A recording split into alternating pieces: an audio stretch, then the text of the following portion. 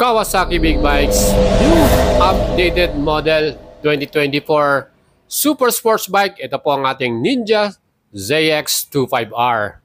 Nakita nyo mga idols yung ating itsura. Bagong color version, metallic silver na po ang bagong kulay nito. At syempre available na po itong unit na to kung kursunada nyo at gusto nyo pong bilhin. Again, pwede kayo mag-PM sa ating FB page, Boyet Salabarria.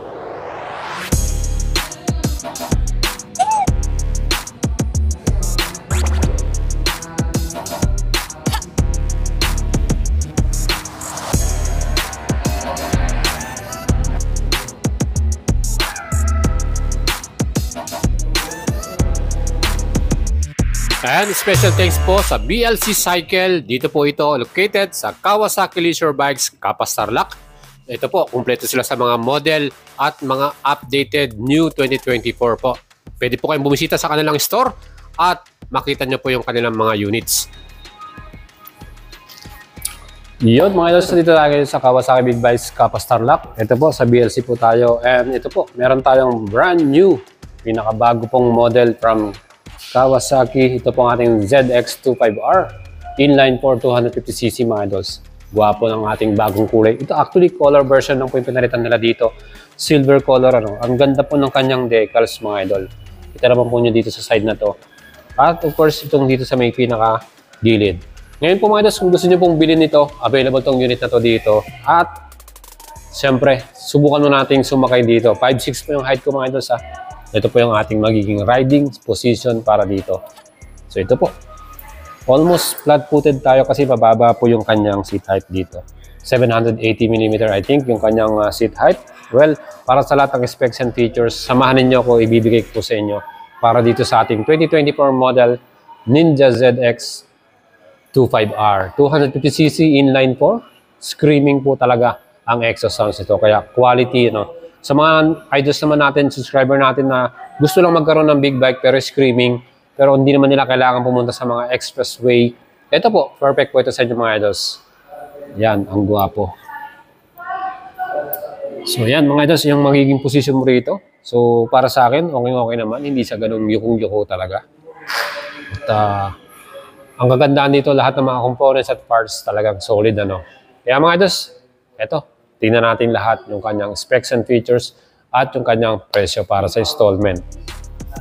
And mga idol, syempre pagdating pa lamang sa kanyang design at looks, talaga naman po makaagaw-takaw pansin to, no?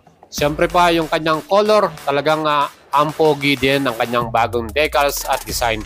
So itong ating new 2024 model, nagtaas na rin po ito ng presyo. Ngayon po ay mayroon na siyang SRP 440,000. From the old model 2023 na 428,900. And ito nga ang ating mga specs nito. Pagdating sa ating frame, yan po ay gumamit ng steel trellis frame, high tensile. At yung ating namang engine specs, 249cc, displacement 4-stroke po ito. At meron tong inline 4, 16 valves, kaya high performance at talagang maganda yung ating exhaust sound para dito. Meron siyang double overhead camshaft, liquid cooling, 6-speed transmission at max power na 50.3 HP and 22.9 Newton meters naman para sa ating maximum torque. Yung electronics ito, mga naka-equip dito, sleeper clutch, dual ABS, Kawasaki traction control, power modes at meron din tayong quick shifter. Kaya talagang super sulit to mga idols. Meron tayong front suspension, 37mm upside down forks, Showa brand po ito.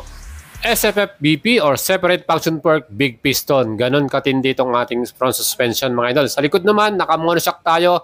Yan po yung horizontal backlink ang design.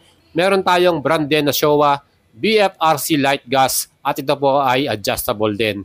So yan po, ganon pa lamang para sa ating chassis at suspension quality na talaga. Well, pagdating naman sa ating stopping power, meron tayong 310mm semi-floating single disc at yan po ay merong 2-piston caliper with anti-lock braking system. Solid na solid at confident tayo sa ating stopping power. And sa likod naman, meron tayong sukat at 220mm disc. 1-piston caliper, Nissin po yung ginamit nila ng brand. At of course, ito pong ating mga gulong. Meron tayong alloy wheels, 5-spoke po ito. 110 70x17 inch at tubeless. At Dunlop po yung brand ng ating gulong. Sa likod naman, 150/60 ang sukat, 17 inch din, tubeless din. Dagdag forma po talaga pagka wide yung ating mga tires. Ang sukat naman nating wheelbase, 1,380mm.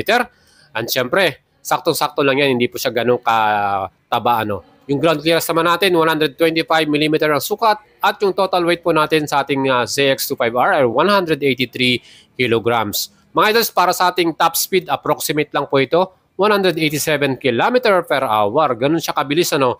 Para sa akin, okay lang kahit takbong pogi tayo dito kasi ang gwapo ng design nito yun eh. Acceleration naman natin, 0 to 100 km per hour, 6.0 seconds. Ganun siya kabilis mga idol. At syempre, para sa ating upuan, meron tayong split type na upuan. Ang ating seat height, 785mm. Kaya tayo mga idol, sinubukan natin to. 5'6 po yung height ko, almost flat-footed po tayo. Kayang-kaya din po ng mga average Filipino rider yan. 5'4", 5'5", walang problema. At syempre, para naman sa ating fuel capacity, 15 liters po ang kasya ditong gasolina.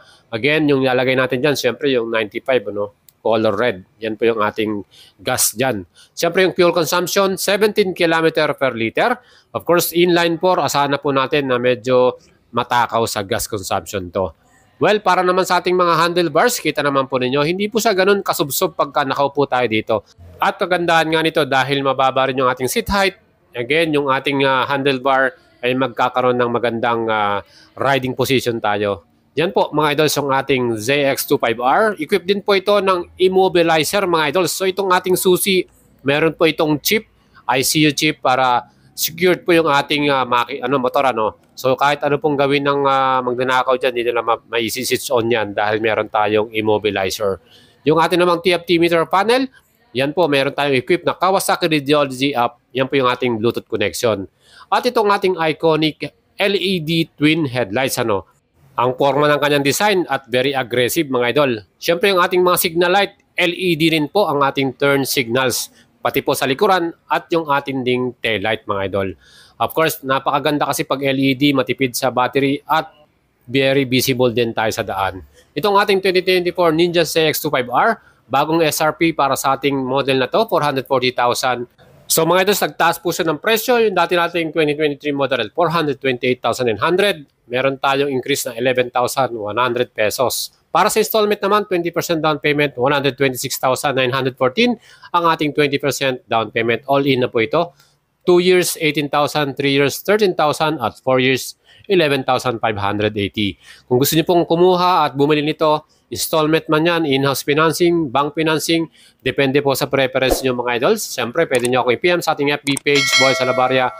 I will do my best po mga idols para makasecure po kayo ng unit ninyo. Kung nagustuhan niyo po yung ating video, mag-leave po kayo ng comment sa atin. At siyempre, mas maganda po yan na mag-like and follow rin kayo sa ating FB page at subscribe sa ating YouTube channel. Kaya mga idols, ingat po kayo at kita-kita po tayo sa Moto Changge sa Makina